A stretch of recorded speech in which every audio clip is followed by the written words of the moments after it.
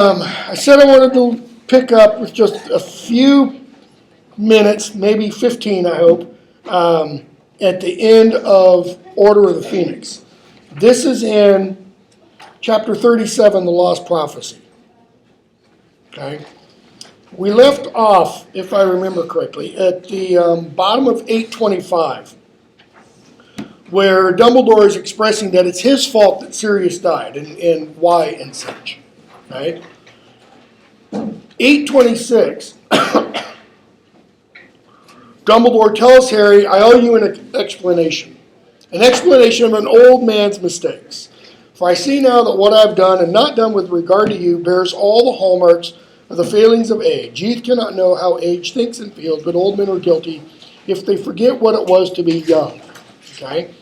He says, and I seem to have forgotten. So, he says, 15 years ago, I guessed what that scar on your forehead might mean. I guess that it might be the sign of a connection between you and Voldemort. Harry just kind of, he doesn't quite cut him off, but he's pretty blunt. You've told me this before. In other words, get to your point, old man. Harry doesn't want to listen to anything Dumbledore has to say. Dumbledore says, yes, but, you need to understand this from the beginning. So, more recently, Dumbledore says, I became concerned that Voldemort might now realize this connection between you. Harry, yeah, Snape told me. Professor Snape, Harry. Notice, he's still correcting. Okay?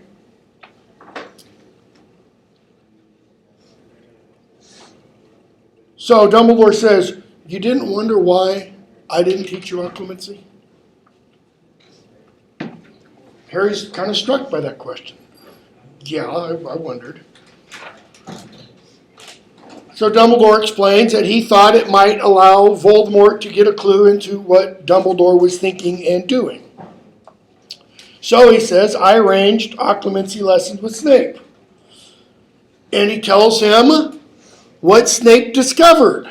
Notice what that is telling us. Everything Snape discovered from Harry in the occlumency lessons, what has Snape done with that information? He's told Dumbledore. Okay? And Harry finally admits, page 829, but I didn't.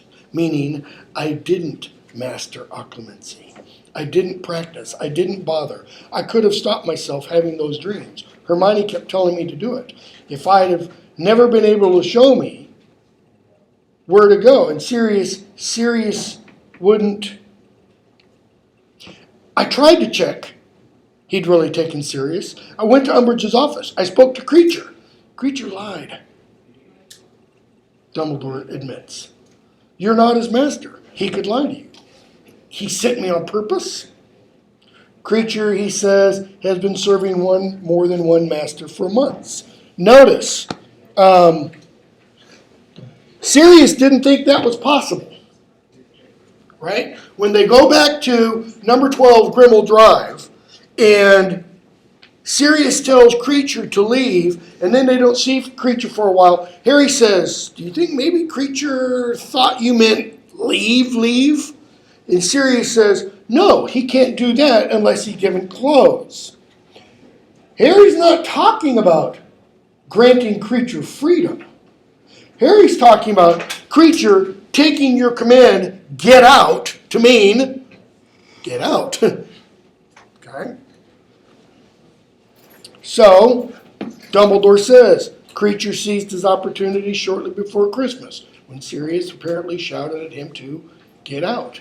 He took Sirius at his word and interpreted this as an order to leave the house. So what did he do? He went to the only black family member there was still around. Narcissa Malfoy.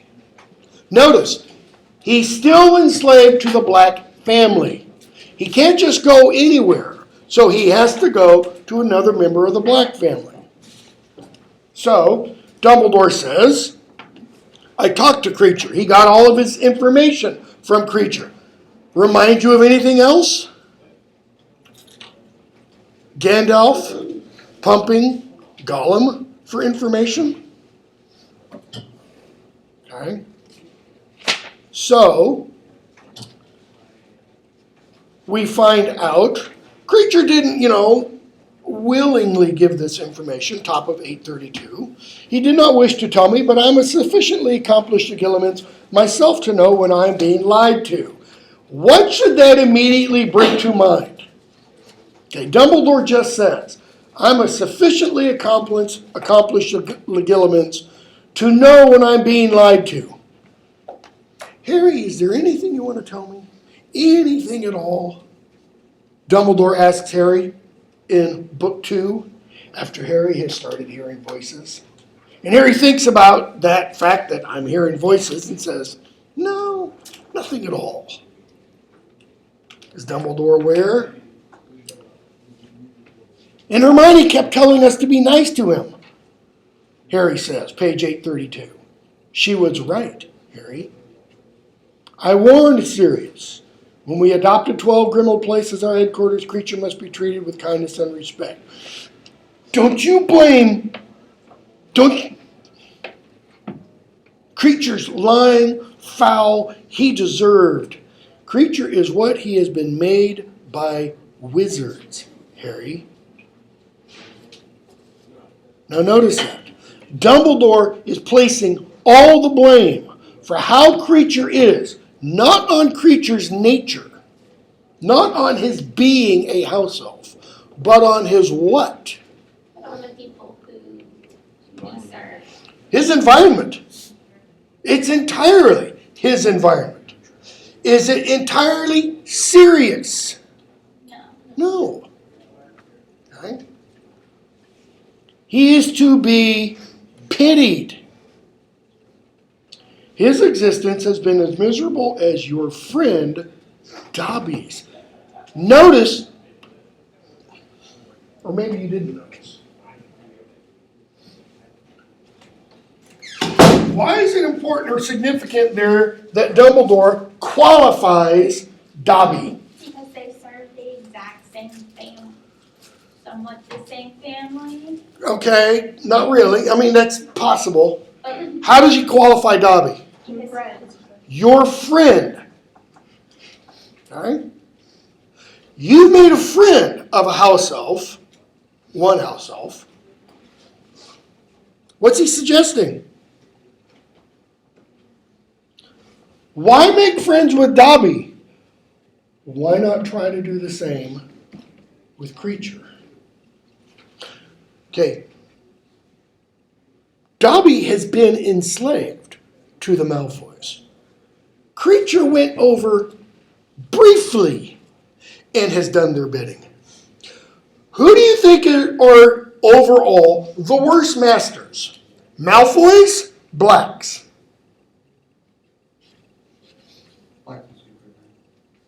You think the Blacks would be worse than the Malfoys? Why not? Because the Blacks, they had, two people that were like, I can't do this and left, but Malfoys are pure evil. None of them, Okay. none of them left the whole... Malfoys are true blue hardcore believers. Not all of the Blacks were. I mean, we saw Sirius leave. We saw Regulus join the Death Eaters and then tries to leave. Okay? And then there are other members of the Black family who have been expunged from the tapestry because they're traitors. Okay? So there's not this uniformity of belief. Do we get any impression from what Sirius says about his family, however, that the Blacks were, for lack of a better word, cruel, like Lucius Malfoy comes across? His mother, probably. Judging from that portrait. What's the portrait do? Screams, curses at people. Does it curse and scream really at everybody? No. It's cursing and screaming at Sirius, largely. Because he is, to use Creature's terms, what? Blood traitor. A blood traitor. Okay? He is to be pitied. He was forced to do Sirius's bidding because Sirius was the last of the family to which he was enslaved. but he felt no true loyalty to him. Where does true loyalty come from? Respect. Tip of a wand? Respect. Where are we going to see Half-Blood Prince? True loyalty Snake, on Creature's part. the hair. It's still gonna be with the mouth ways. Okay. Or is it in the 7th book? Well, which part? Because I thought it was with Harry in the 7th, once he gave him, Sirius's. Yeah, it's when Harry gives him Creature locket. Regulus's locket. What does Creature do? He, He rolls over for his tummy to be rubbed, essentially. I mean, he turns into the tame puppy at that point. What has Harry done? he's respected. Okay, he's respected him. Try to be friends. He's tried to be friends. He's given him something, what? That belonged to the master that Creature loved. Not just served. Okay? So, whatever Creature's faults, it must be admitted that Sirius did nothing to make Creature's lot easier. Don't talk about Sirius like that. What did Creature tell Harry, Ron, and Hermione in book 4? You want to take the measure of a man? See the people think. Look at how he treats his inferiors. How did Sirius treat Creature? Very poorly. Like he was dirt. What about Snape? Harry says. You're not talking about him. When I told him Voldemort had Sirius, he just sneered at me. He's like, what do you think he's going to do, Harry? You want him to blow his cover in front of Umbridge? But as I've explained, he informed the Order, as soon as possible about what you had said. That is, once Umbridge took the kids off into the forest, what does Snape do? He informs the Order. Okay? It was he who deduced where you had gone when you did not return from the forest. It was he, too, who gave Professor Umbridge fake Veritaserum when she was attempting to force you to tell of Sirius's whereabouts. Notice, he didn't have to do that. He could have given her real Veritaserum. Snape goaded Sirius. Sirius was much too old and clever to have allowed such feeble taunts to hurt him. Snape stopped giving me occlumency lessons. He threw me out. I'm aware of it. I've already said it was a mistake. Snape made it worse. How do you know he wasn't trying to soften me up for Voldemort? Make it easier for me to get inside my I trust Severus Snape. But I forgot. Some wounds run too deep for the healing. I thought he could overcome his feelings about your father, but I was wrong. Oh, so that's okay? It's okay for Snape to hate my dad, but it's not okay for Sirius to hate Creature? Sirius did not hate Creature. Notice, Dumbledore corrects Harry. Harry assumes the worst. No, he saw him as a servant unworthy of much interest or notice.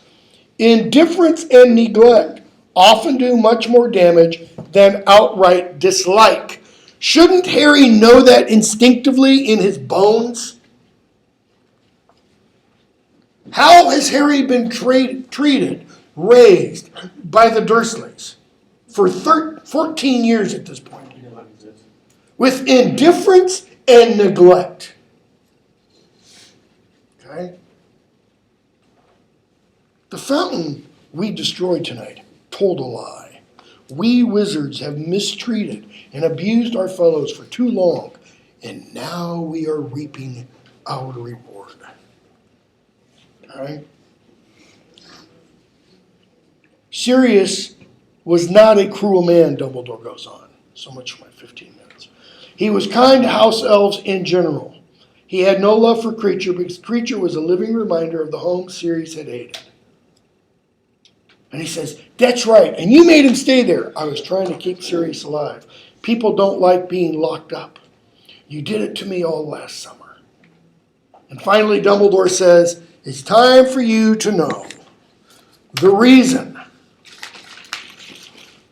why Voldemort came after you.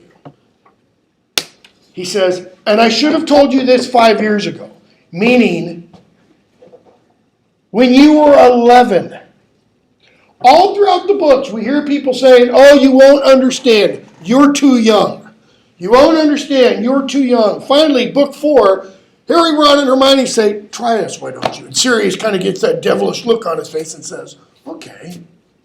Imagine Voldemort's back at the height of his powers. People are disappearing left and right. Dumbledore is here saying, I should have told you 3 years before that even. He says, and when I'm done, you'll have your chance to rage at me. Do whatever you like when I've finished. I will not stop you. Meaning, you want to kill me, Harry? I won't stop you.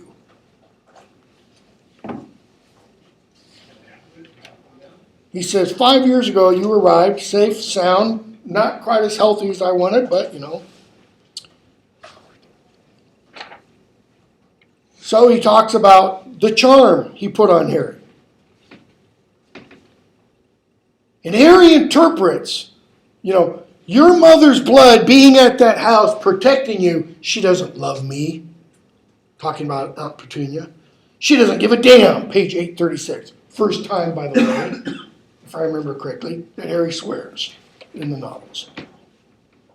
But she took you. Notice that. She might not love you, but what did she do? She took him. She gave him the protection Dumbledore sought. Notice, did Petunia have to do that? No. They could have written a note, put it back on the baby, left him on the doorstep, and just said, hell no, not my problem. She may have taken you grudgingly, furiously, unwillingly, bitterly. Yet she still took you. And in doing so, she sealed the charm I placed upon you. And so he explains, as long as you can call number 4 Privet Drive home, you are protected there. Voldemort cannot harm you there. She knows that allowing you house room may well have kept you alive for the past 15 years. You sent that howler. I thought maybe she needed a bit of a reminder. Okay? So they keep talking. What does it have to do with? So Dumbledore says 5 years ago, you arrived at Hogwarts, blah, blah, blah, blah, blah. And he says, and what did you do? You rose magnificently to the challenge that faced you, page 837. And much sooner, he says, than I anticipated, you found yourself face to face with Voldemort.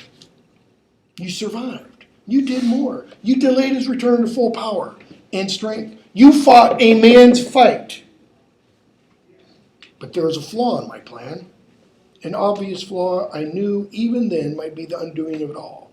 Harry, I don't understand what you're saying. You don't remember? Don't you remember asking me as you lay in the hospital bed why Voldemort tried to kill you? Notice, no words there. I think Harry's at a loss for words. He suddenly realizes this is much more important than getting into the Department of Mysteries. He's going to find kind of the reason why he exists, so to speak. You don't see the flaw in the plan? Harry just shakes his head. Okay.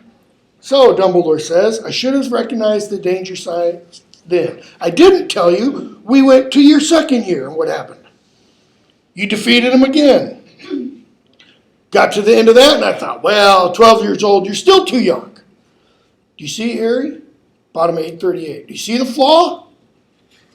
No? I cared about you too much. I cared more for your happiness than your knowing the truth. Notice Dumbledore says this is a flaw. So, if this is a flaw, what's the right thing to do? What does he say in book 1? When he tells Harry, I will not lie to you. Harry asks, I want to know the truth. Oh, the truth. It is a beautiful and terrible thing. He says, I will not lie to you, but I might not answer all your questions if I think it best not to. Okay? I cared more for your happiness than you knowing the truth, more for your peace of mind than my plan, more for your life than the lives that might be lost if the plan failed. In other words, I acted exactly as Voldemort expects we fools who love to act. What does he mean by we fools who love? Why are people who love fools?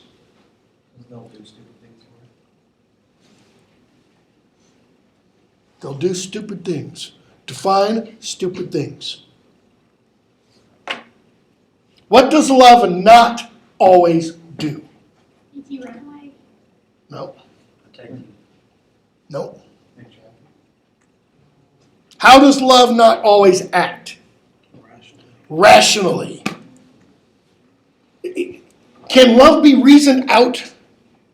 Okay? You fall in love, you get married. Do you do that because you pulled out a legal pad and you wrote a list of pros and cons? I'm going to ask this person to marry me because.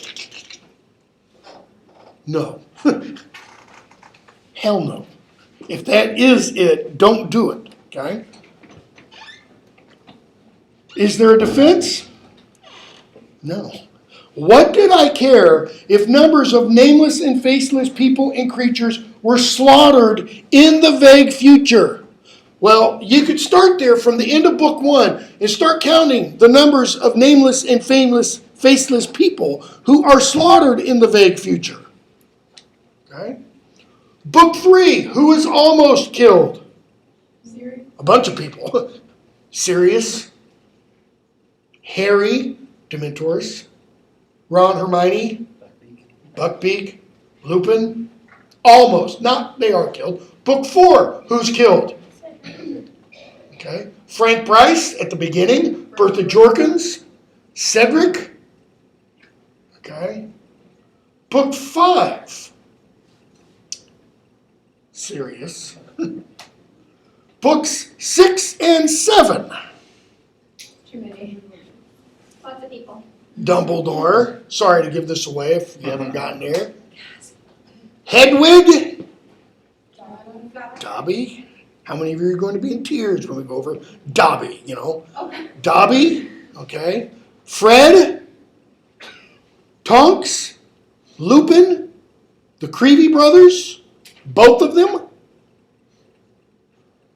When book 7 came out, I was teaching my Harry Potter course in London and went to the big, there was a podcast party held at Waterstones, the big downtown Waterstones bookstore. This was an international thing that was podcast at the time. And we had to leave Waterstones. Everybody had to be out of Waterstones by 9 o'clock so they could get everything set up for the midnight release. So those of us who had tickets to the podcast party, student got me tickets, we had to leave. So we came out, we went out the back way because they weren't about to open the front doors. Okay? And when we got out, I am not kidding, the line to get in was a mile long, going down Piccadilly Square and Piccadilly Street. And there were people, as they do all the time for these things, dressed in all these costumes. And one of the most heart-wrenching one was a young couple dressed as Tonks and Lupin. Because they didn't know, 8 hours later when they finished reading the first book, you know, they were both dead. Okay? Nameless, faceless people. If in the here and now you were alive and well and happy. That's what he means by we foolish people who love. Dumbledore says, my plan became subservient to your temporary happiness. But what is all happiness? Temporary. It's all temporary. It doesn't last. Okay? And so he says, and now tonight, I know you have long been ready for the knowledge I have kept you from for so long, because you have proved I should have placed the burden upon you before this. Notice, I should have placed the burden upon you. What does he mean? Harry's got big enough shoulders to handle that burden. He had big enough shoulders to handle that burden when he is a scrawny little 11-year-old. Because what did the sorting hat see in him? A desire to prove himself. Voldemort tried to kill you when you were a child because of a prophecy made shortly before your birth. He knew the prophecy had been made, though he did not know its full contents. He set out to kill you when you were still a baby, believing he was fulfilling the terms of the prophecy. He discovered he was wrong. And now he's determined to hear that prophecy in its entirety. That's the weapon that Harry thought Voldemort wanted. This is the weapon he's been seeking so assiduously since his return. Notice what he didn't get. What happened to the prophecy? Harry throws it to Neville. Neville catches it. And then he drops it. And it breaks. The sun had fully risen now. Dumbledore's office was bathed in it. What does that mean? The sun has risen. It's just come over the horizon. Dumbledore's office is bathed in what? What kind of light? Golden. Any significance to the color? What are Gryffindor's colors? Red and gold, or scarlet and gold. Okay? Harry, the prophecy smashed. I was pulling Neville up those benches in the room in the archway when I ripped his robes and it fell. It wasn't typical Neville. Okay? Dumbledore, no. That was just the receptacle that contained it. But the person who heard it has the means of recalling it perfectly. Who heard it? I did. When? On a cold, wet night 16 years ago, he says, and I was interviewing a divination teacher. Okay? Sybil Trelawney. Dumbledore gets the pensive, taps it, and out comes the prophecy. The one with the power to vanquish the Dark Lord approaches. Born to those who have thrice defied him, born as the seventh month dies, and the Dark Lord will mark him as his equal, but he will have power the Dark Lord knows not, and either must die at the hand of the other, for neither can live while the other survives. And it starts to play again. Okay? Harry. What did that mean? Do you think Harry really doesn't know what that means, or is he just kind of in shock because of the final part of it? It meant that the person who has the only chance of conquering Lord Voldemort was born at the end of July nearly 16 years ago. Harry, me? You know, Harry, it might have meant Neville. So what's that tell us about Neville? He was born near the end of July. What else? His parents thrice defied Voldemort, just like Harry's parents apparently had. Then why is my name on it and not Neville's? What did Voldemort do? He chose Harry. But it might not be me. In other words, it might be wrong. You're not listening, Harry. What did Voldemort do? He chose Harry. It is our choices, Harry, that show what we truly are. Far more than our abilities. Okay? Voldemort himself would mark him as his equal, but he might have chosen wrong. What is Harry assuming? That it was me. He's assuming the prophecy is like a biblical prophecy. Okay? And the woman shall conceive and give birth to a son, not having known a man. That's not well, maybe, or kind of not known a man. It's either that or it's not that. In a biblical prophecy, it either has to happen exactly as it said, or it doesn't happen at all. What's the difference? That's the kind of prophecy Harry thinks this is. Okay? And that somewhere back there, the meaner, the thing that gave the prophecy, not Trelawney, she's the conduit. See, the prophecy comes from somewhere up here. Here's the conduit that it goes through. This is Sybil Trelawney. And then we have somebody, with big ears. Who hears it? It goes into the ear. Okay? Harry's assuming the prophecy exists back here and that this person intends a specific person. And he's thinking, maybe it really is Neville. Okay? But Dumbledore says, the prophecy's what? It's malleable. So what would happen if Voldemort had never acted on what he heard? It might have been different. Might have been different? Would have been different. Yeah. Would have been different. There wouldn't have been a boy who was. There wouldn't have been a boy who lived. There'd be no Harry Potter that we know of. Okay? He chose the boy he thought most likely to be a danger to him. And he says, and notice, Harry, what boy did he choose? Did he choose the pureblood? No, he chose one like him. Then why did he do it? Why did he try to kill me? What part did Voldemort not hear? But And he will have a power greater than Voldemort. He shall mark him as his equal. And he will have a power that Voldemort knows not. Okay? He didn't hear the part about marking him as his equal. See? Voldemort made what I always call a tragic choice. He had to make a decision without having all the information he needed. Okay? Harry, but I don't. Page 843. I haven't any powers he hasn't got.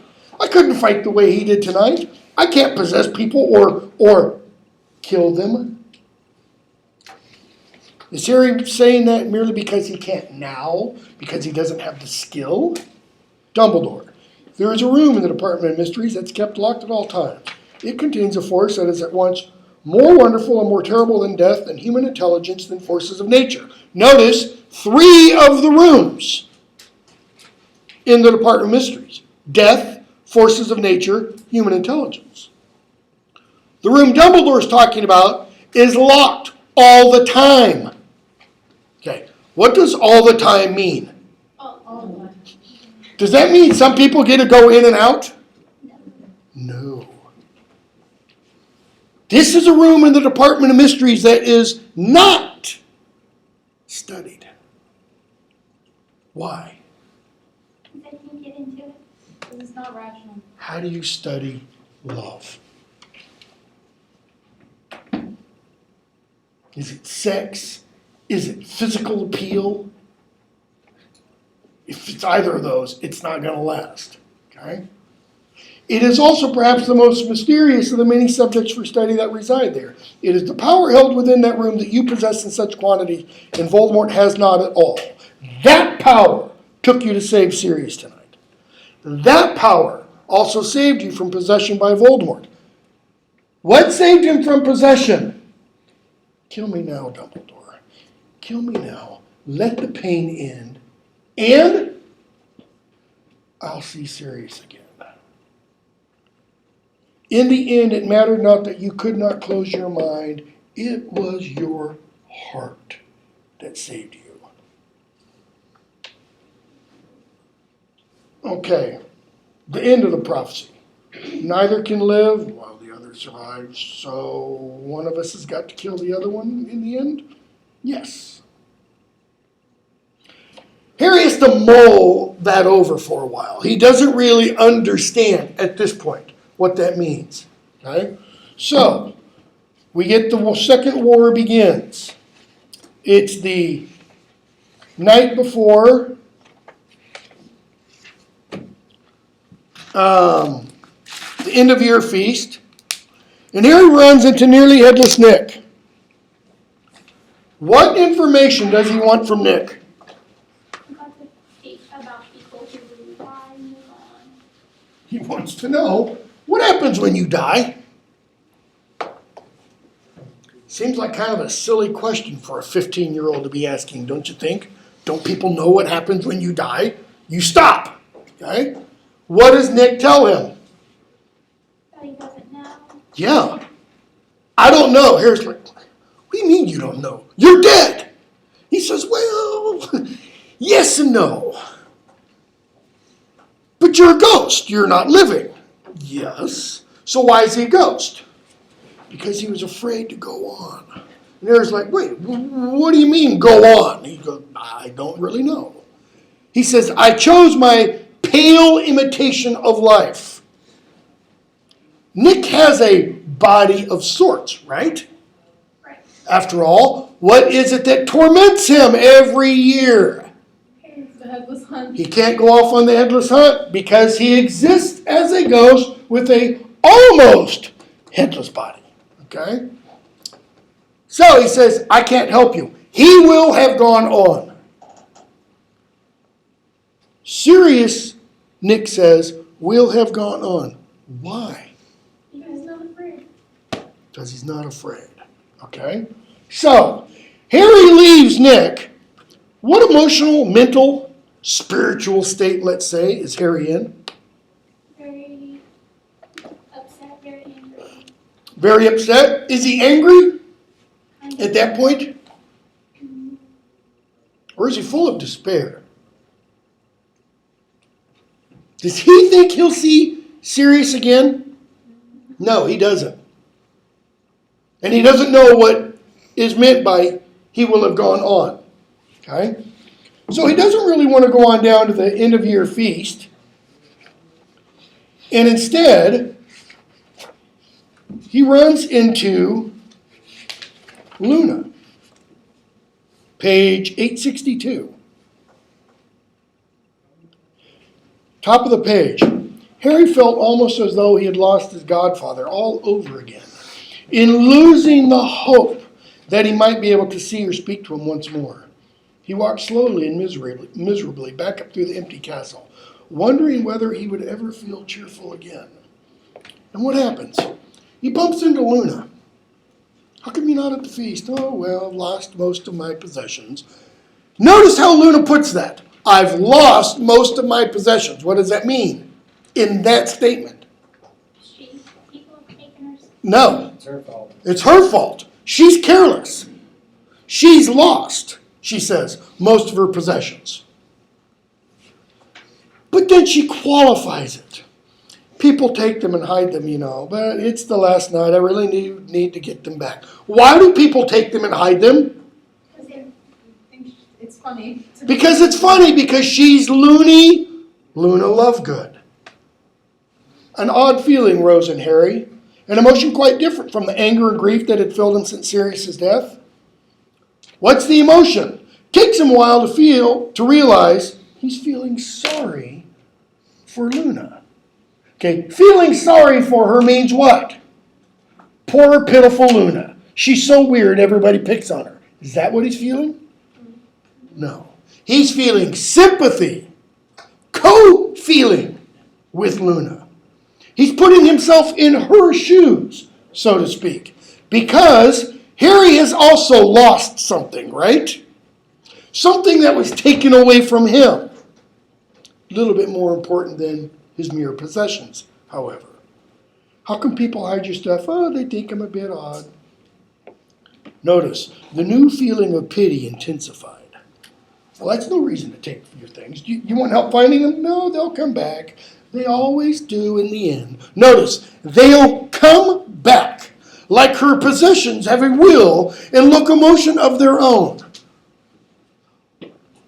What is Luna really saying there? And you might think I'm off in left field there, but I really don't think I am. What is she showing when she says they'll come back? But she's faith in other people that they'll bring back her stuff. It's that. It's faith. It's a belief. Does she have proof? No, she does not. Okay? It's faith. How come you're not at the feast? I didn't feel like it. Don't suppose you do. That man the Death Eaters killed was your godfather, wasn't he? Ginny told me. Harry nods. Harry, who do you know has ever died? Oh, my mother.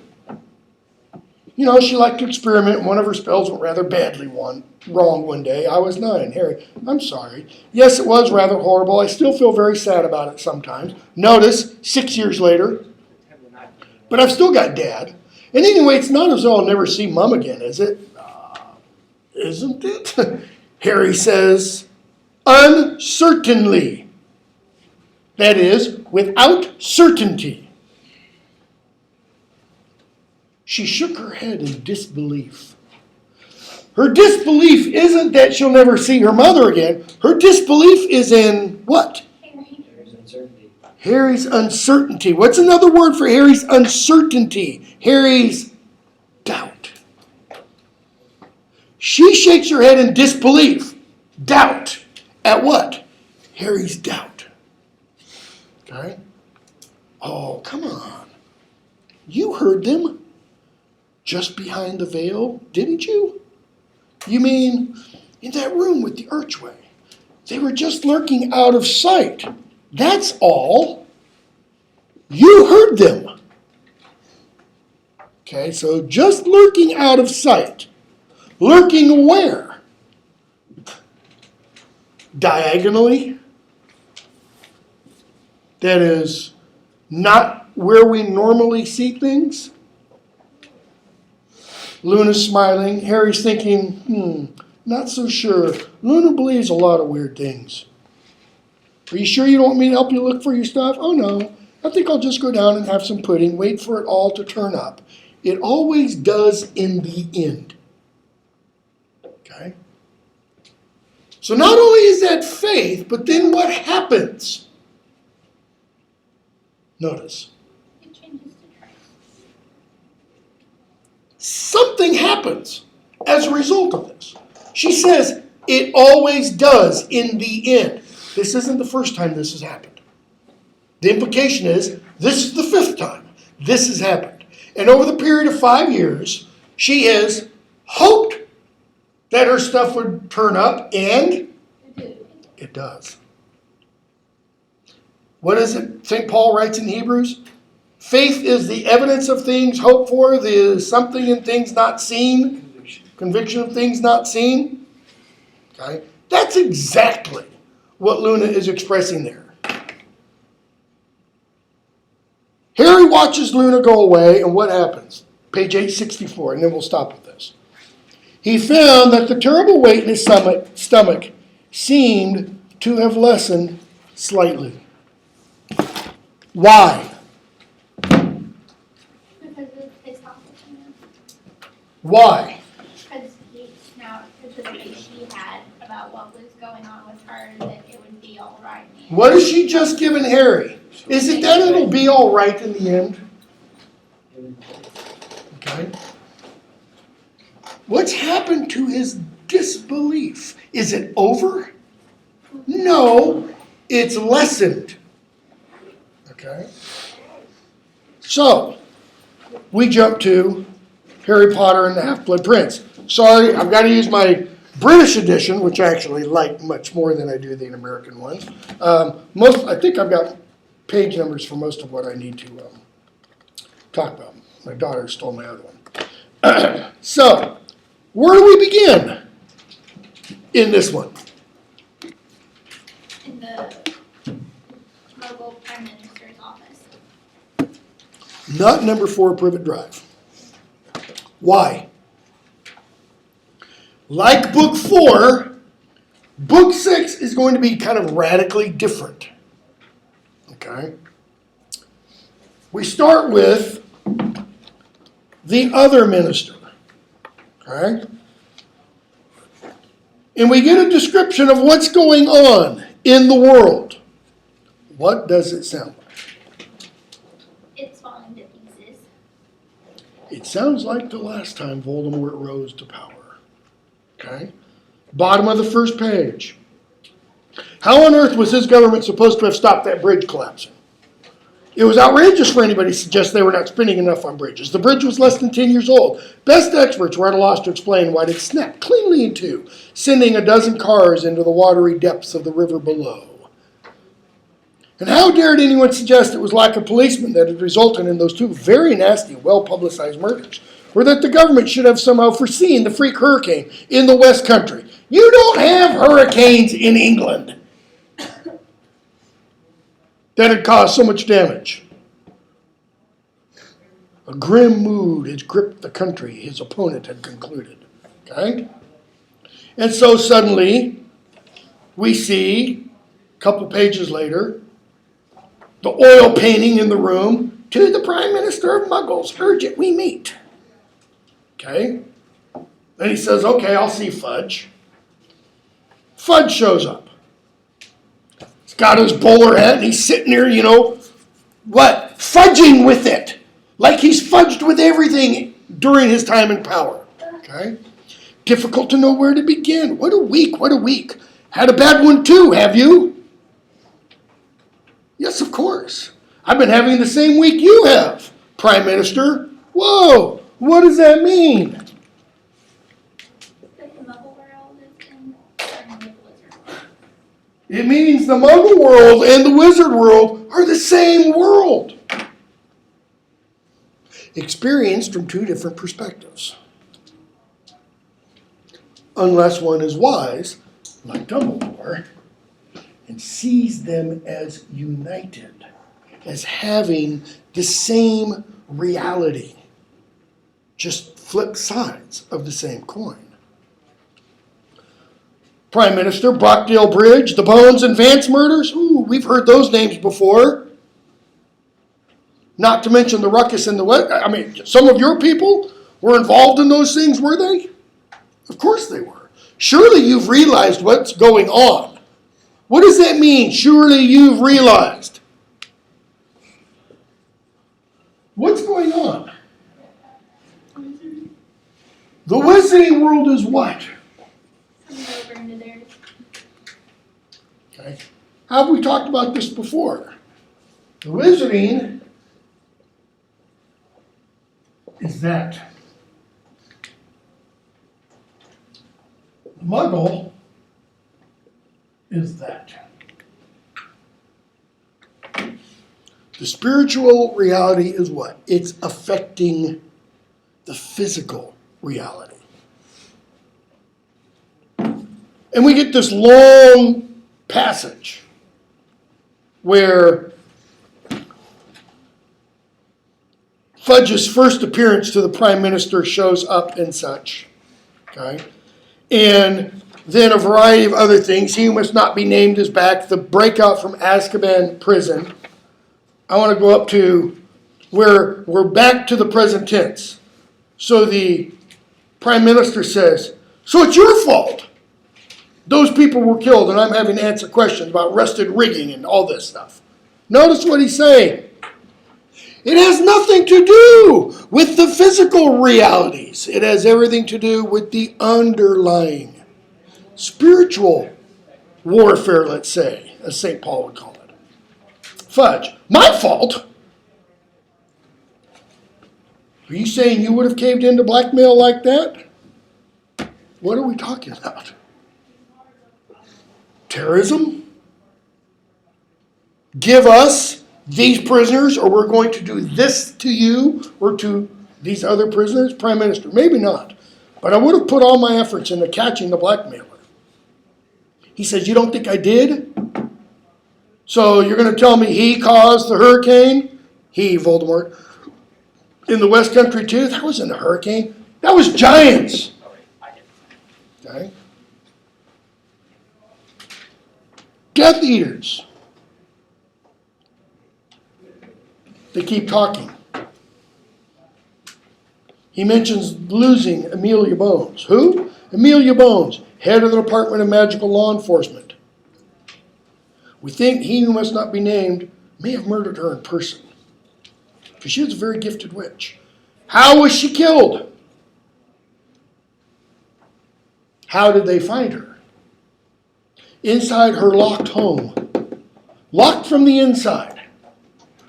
and no sign, no mark upon her. Did she die of fright? Okay. He says, yeah, I heard about that. So why is Fudge there? To tell him I've been sacked, and there's a new minister of magic, Rufus Scrimgeour, who's described as kind of lion-like. Okay? Then we get chapter 2, which should be page 19 in your books. Notice the title, Spinner's End.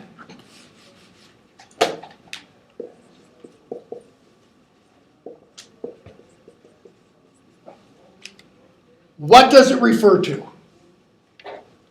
First, literally, and then second, symbolically. Spinner's End is a place, isn't it? Specifically, it's the street Snape lives on. Okay? Spinner's End. It's the name of the street. What is it symbolically? What is an end of something? Like you could say, the end of this bottle is the bottom. Okay? What is another end of this bottle? To hold water. To hold liquid of some sort. End there meaning its purpose. Like ends and means, the means to a purpose, okay? Or the means to an end. Spinners, now purpose. What might spinner refer to? This isn't somebody sitting on a bike in a spin class. Spider. Spider. What do spiders spin? Okay. What do webs do? So, what's the end, the purpose of the spider spinning? What do we see happen in this chapter? He gets trapped. Who gets trapped? Snake. How? By the unforgivable, or not the unforgivable. The unbreakable vow. Okay. So this is Snape's house. Do the professors live at Hogwarts all the time? Do we know that? During term, But then they all have houses. not necessarily when they're away. Well, we know Snape has to leave Right. because he's got to go back to Voldemort. Okay. Trelawney lives at that. Trelawney lives there, but that's for a reason. It's because she's told 2 accurate prophecies, and Dumbledore doesn't want her out of his sight. Because she does seem to be a conduit every 15 years or something. Okay, so who's the spinner? Is it Narcissa? Bellatrix. Is it Bellatrix? Or is it- I thought it was Snape. Is it Snape? Maybe it's Voldemort. Is it Dumbledore? Sneaky. Right? I don't know, is it? In Norse mythology, you have the 3 Norns. In Greek mythology, they are the Fates. I can never remember their names. You have Atropos. They all start with A's. I thought I had everything written down in here at one point. It's in my other book, I think. Electo is one, like Electocaro, and I can't remember the third one. Atropos is the one who, when the 3 fates spin the thread of your lives, because that's what they do, yes? Atropos, Lachesis, and Clotho. Clotho's a spinner. Clotho and Lachesis, probably like that, okay? When they spin the thread of your life, it's spun a certain length, and at the time of your death, Atropos goes, snip. Okay? They're spinners. So notice what's being spun. This web is the web around, who's the web around? Draco? And Cypress? Is it? What's the unbreakable vow that Snape swears to? That he's gonna help Draco complete his task. He'll complete the task if Draco is unable to. What do we find out is the task? Kill Dumbledore. Okay? And yet, what do we discover? Book 7. That Dumbledore knew that Who's actually spinning this? Dumbledore. It's Dumbledore. At the beginning, okay, of this novel, when Snape makes the unbreakable vow, does he do that totally on his own? No. Or have he and Dumbledore already agreed to it? He and Dumbledore have already agreed to it. How do we know? Because we're going to see in the next chapter, when Dumbledore shows up to meet Harry, what's wrong with his hand? Been Horcrux. It's already blackened. Okay? Because what did he try to do? Tried to wear the Horcrux. Or trying to break Tried to it. break He it. tried to break the ring. And a spell, okay, got him. We're told, end of book 7, okay, what begins happening at that point? He starts dying. He's dying. He doesn't have long. Okay? In fact, he doesn't have long so that when we get to the end of this book, and Dumbledore drinks the potion, He knew he was gonna what's the potion doing? It's killing him. It's speeding up that death. Okay? So, when we have the lightning struck tower, I know, I've just gone through, 700 pages, We get the lightning struck tower, and what do we see happen? Snape killed him. Okay? He's already, you could say, nearly dead from this, and then he's mostly dead from... So when he says, Severus, please, what's he asking for? He's asking for death. Make it quick. Notice, this is not, however, euthanasia. It's not a mercy killing. Okay? Because euthanasia, when you practice euthanasia, you're killing somebody who may or may not actually die. Doctors may say, yeah, this person's going to die. Have doctors been wrong? Yes, they have. Okay? It's just a case a couple years ago. A person who was in a coma for 20 years. Doctors thought the person was a vegetable, a piece of celery, lying on a hospital bed. And one morning, lights are back on and they are back. Completely. No brain damage, no loss. And the scariest hell thing, they were aware of every word that was spoken over their hospital bed. And all the discussions of, should we unplug them? Oh my gosh. And not being able to communicate at all. Okay? How is Dumbledore's death by Snape's hand not euthanasia? His death is for sure. Yeah, that's exactly it. There's a difference between pulling the plug on somebody who is truly terminal. That is, you pull the plug and they stop breathing. What's the plug doing at that point?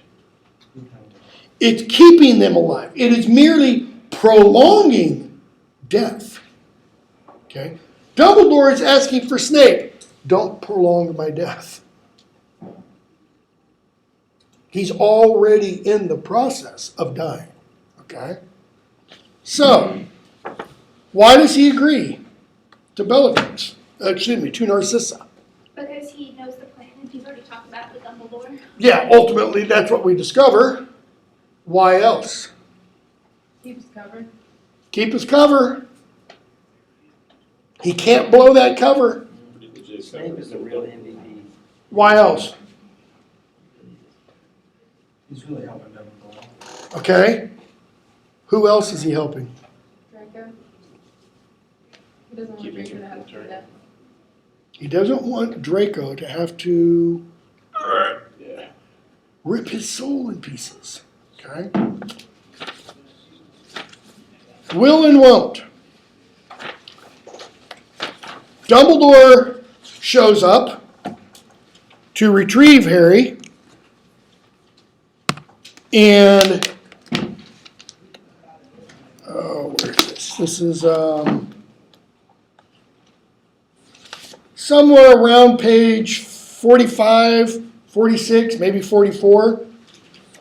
Dumbledore shows up at number 4 Privet Drive, and he's standing on the doorstep, and Dumbledore says, judging by your look of stunned disbelief, Harry did not warn you I was coming. Let us assume you've invited me warmly into your house. And he steps inside the house and closes the door. Vernon, oh, I don't mean to be rude, yet sadly, accidental rudeness occurs alarmingly often. In other words, just be quiet right there, my good man, and you won't be rude. So Dumbledore introduces himself. He says we've corresponded, of course. Notice what kind of correspondence it has been. Largely one-sided. And then what else? He draws up a seat for himself. He prepares drinks for them. And while they sit there talking, what do the Dursleys' drinks do? They start doing this. And Dumbledore has to say at one point, you know, it would have been polite to drink it. Throughout his whole interview with them, what is Dumbledore doing? He's pointing out that they're not polite. Okay, put that another way. Pointing out that they're not He's showing polite, them how to be good hosts. he's teaching them manners. Okay? And in teaching them manners, who else is he teaching? Dudley? Us, his readers. Rowling is concerned about this. She does it beginning with the first book. I mean, we saw it when Mr. Weasley, for example, in book 4, went to retrieve Harry. And we have that scene where Vernon, struggling over this wizard, trying to teach him consideration. You're not going to see your nephew for an entire year. Aren't you going to say goodbye at least? Right? So, Vernon says around 48, 49, will you get these ruddy things off us? Oh, I'm so sorry, but it would have been better manners to drink it, So, we find out Harry's inherited number 12 Grimmauld Place and everything inside. So, they command Creature to come. Harry gives Creature an order. Creature obeys it. And we know Creature is now bound to Harry. Then before they leave, Dumbledore says, I need to address your aunt and uncle. About 52 or so. He says, Harry comes of age in a year's time. Petunia, no. I'm sorry. No, he doesn't. He's a month younger than Dudley. Dudley doesn't turn 18 until the year after next. Dumbledore, yeah, but wizards become of age a year earlier. So he talks about Voldemort and how he's back. And he talks about how you've given him protection now for 15 years. And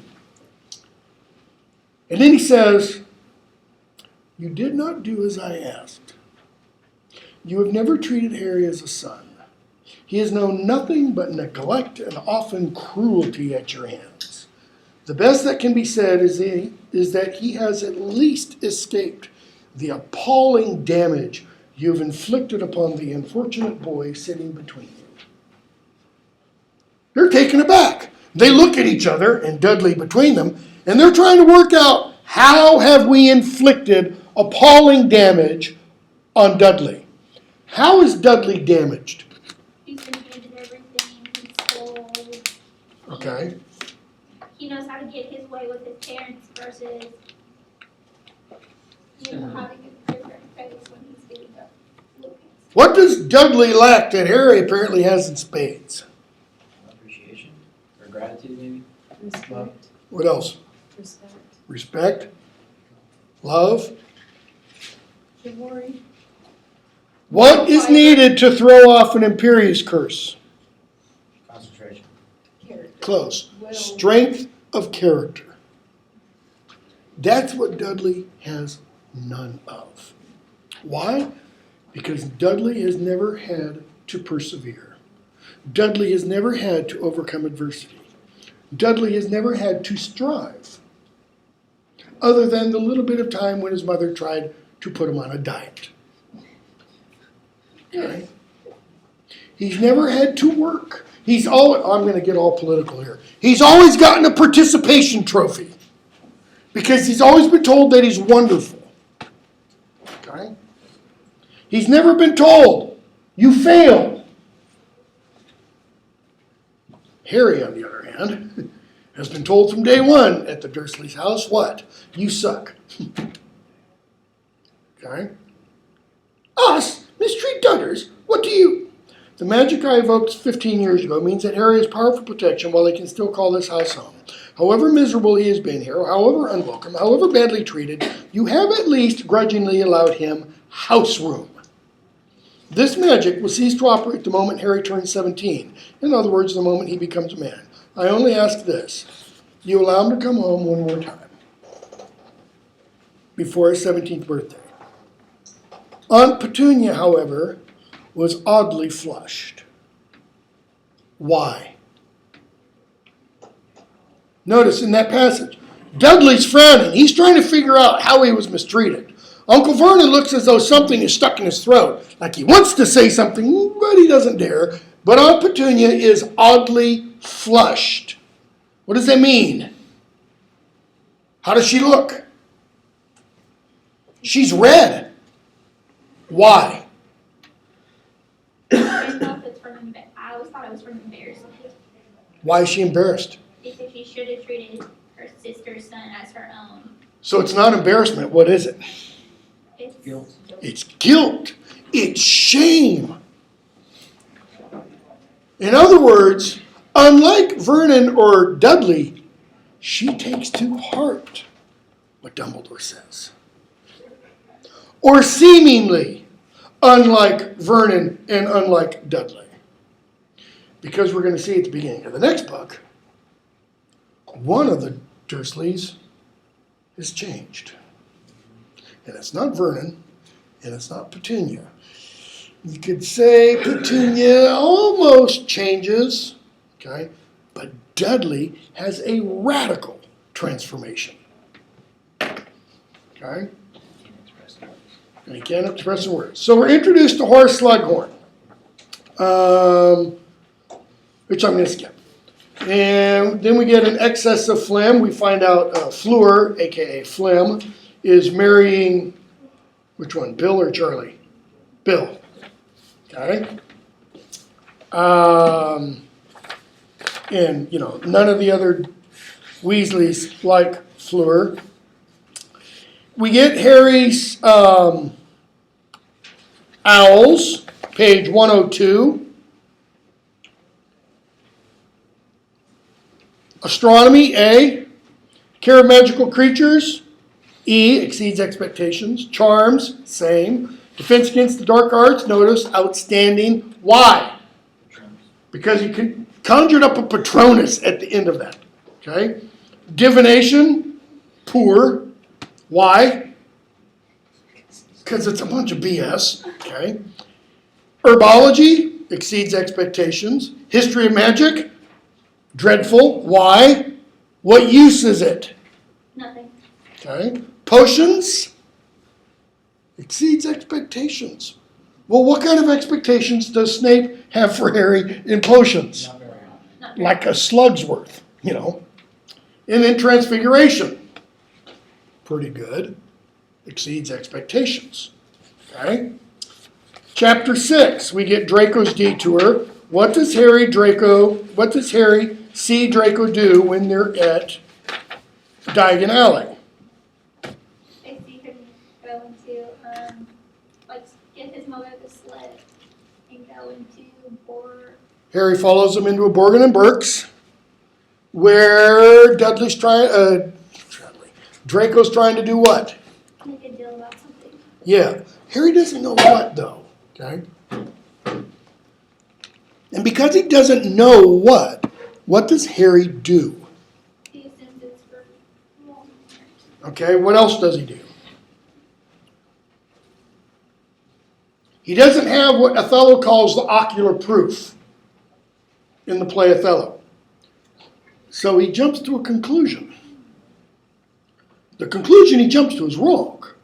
I mean, it's partly right. Okay. We get the Slug Club on the train. What is the Slug Club? People with extraordinary abilities and or have famous people that they are related to or know. Okay, so the club is a group of people that Horace Slughorn builds around himself, and these people are either people who have very good abilities or, They're elite. more importantly, connections. In other words, people who can do something for Slughorn. Okay? What house was Slughorn at previously? Slytherin. Okay? So, what happens at the end of that chapter? You got to admit, Harry kind of has this coming. Okay, Harry puts on the invisibility cloak. He sneaks into the Slytherin compartment, and he briefly lets the invisibility cloak slip off of him so that Draco sees him. As they're arriving at Hogwarts, Draco puts an impediment charm on Harry. He falls off the bed, off the bunk, onto the ground, and Draco does something we haven't seen anybody really do before. Stomps on Harry's face. Okay? And Harry's left there, frozen, blood pouring out of his nose. Until Tonks rescues him. Tonks walks him up to the gates of the school, where we meet Snape. Around page 160.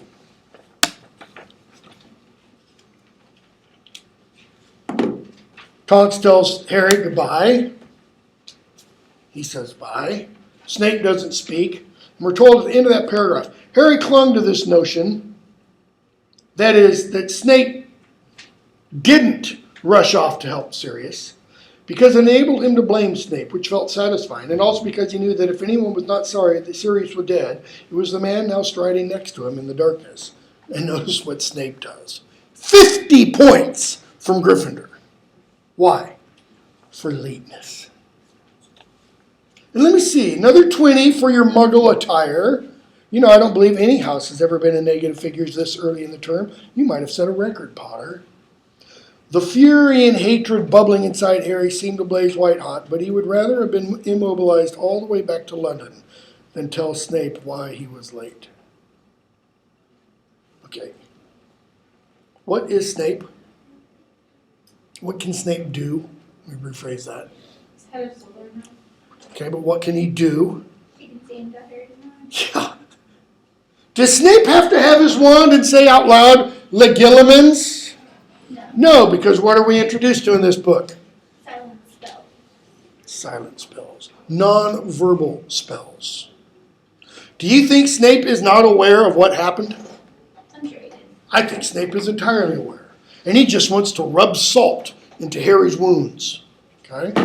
But, because Harry is escorted onto Hogwarts grounds by Snape, what doesn't Harry go past? What does everybody have to go through this time? Security sensors. What kind of security sensors? Dark sensors. Dark arts sensors. Okay? Notice, Harry isn't wanded, let's say. Why not? Because This is a plot device. we don't know that he is a Horcrux. Okay? what would happen if he was wanted? Engulf like a. Knowing that we know what Harry is. He is a Horcrux. He is carrying a dark thing in him. That wand, or whatever the dark sensor is, would have rung like 1,000 bells. Okay? So that's a plot device why he can't go through those. So they get into school, and Ron starts talking about Harry is, the chosen one and such. Let's see here. They see Slughorn. Dumbledore addresses the school and tells them the magical fortifications have been strengthened, etc., etc. And notice what has finally happened. What is Snape teaching? Dark arts. Defense against the dark arts. Slughorn's teaching potions. Slughorn taught potions when he was there previously. This is what he's really good at. Just so happens Snape also gets to be what he wants. Okay? Half-Blood Prince. Trying to get us as far through here as we can so we can finish it in a couple of days. Chapter 9. Let's see here.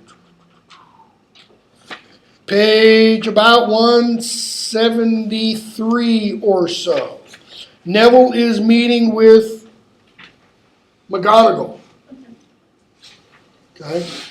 And they're going over at Neville's Owls, setting up his schedule. And McGonagall asked Neville, why do you want to continue with Transfiguration? I've never had the impression you particularly enjoyed it. He muttered something about what his grandmother wants. It's high time your grandmother learned to be proud of the grandson she's got, rather than the one she thinks she ought to have. Notice she doesn't stop there. Why not? Because Neville's grandmother was upset that he didn't have the talent that his father had or his mother had. Means like pretty much almost a squib. What phrase, real world phrase, would we use to describe Neville?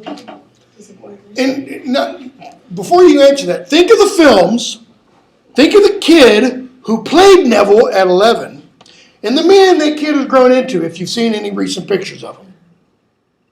What term would we use to describe this guy? Late bloomer. Because at age 11, he was perfect for Neville. The guy is gorgeous today. I mean, he's pretty hot. Okay? No other way of putting it. Does not look like Neville at all. Look at Neville, age 11, to what Neville becomes age 17. Jump to book 7 for a moment. Why is Harry ultimately able to defeat Voldemort? Because Neville's killed Nagini. Because Neville kills Nagini. That's it. If Neville hadn't taken care of Nagini, when Harry and Voldemort meet again for that great climactic battle in the Hogwarts Great Hall, it just would have been part of Voldemort that dies. He wouldn't have been fully dead yet. Okay? So, particularly after what happened at the Ministry, what does McGonagall mean? Neville turned very pink and blinked confusedly. Professor McGonagall had never paid him a compliment before. What kind of compliment did she just pay him? That he may not be the grandson his grandmother wanted, but he's turned into a fine young man that went to the Ministry to help his friends. She's saying, Neville, you're a badass. You don't need to feel inferior. You fought Death Eaters. You helped defeat Voldemort. You and who else? 5 other students? And how many members of the Order of the Phoenix showed up? 5 or 6? Maybe it was 8. Are they all named? There's not that many. Kingsley's there, Lupin's there, Sirius is there, Tonks is there, And then Dumbledore. and then Dumbledore. Okay? I'm sorry, Longbottom, can't let you in my new class. Take charms. My grandmother thinks charms is a soft option. Take charms, and I shall drop Augusta a line, reminding her that just because she failed her charms, Owl, the subject is not necessarily worthless. Notice what McGonagall just did. She revealed educational secrets, somebody's record, so to speak. Okay? And notice what else she's saying. I was here when your grandmother failed her owl. Did Neville fail his charms, Owl? Yeah. No. She's kind of, Neville, you're better than your grandmother. And then she just kind of stokes that flame. Okay?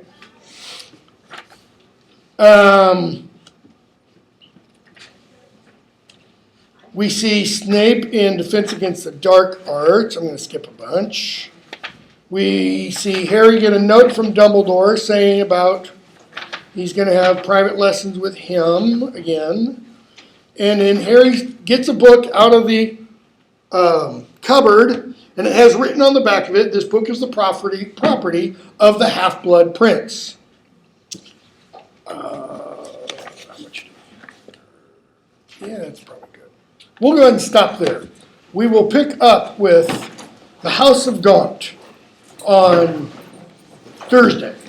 Okay? Got 3 days set aside for this book, so that we should be just fine on that. And that'll give us, I think, 4 days for